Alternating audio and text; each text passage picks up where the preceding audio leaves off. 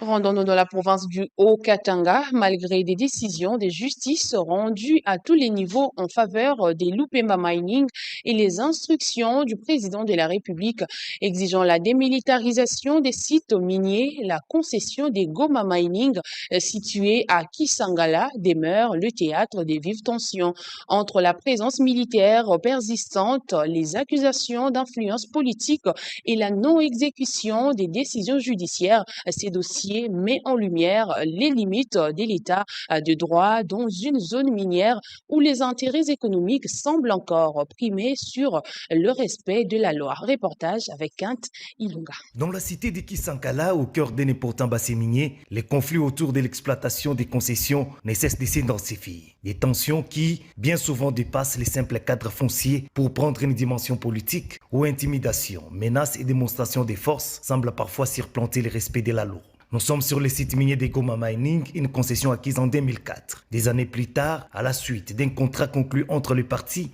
Goma Mining cède ses actifs à Lupemba Congo Mining, qui devient alors titulaire de l'exploitation. Mais contre toute attente, peu de temps après, l'entreprise RMC fait éruption sur le site, escortée par un important dispositif militaire et procède au déguerpissement de Lupemba Congo Mining, affirmant être le propriétaire légitime de la concession. S'en suivra une longue bataille judiciaire. À l'issue de plusieurs procédures, les décisions rendues à tous les niveaux des juridictions établiront clairement que la concession appartient à Lupemba Congo Mining. La justice ira même jusqu'à déclarer faux les documents et statuts présentés par RMC pour justifier ses prétentions. Pourtant, malgré ces décisions devenues exécutoires, la situation sur le terrain demeure inchangée.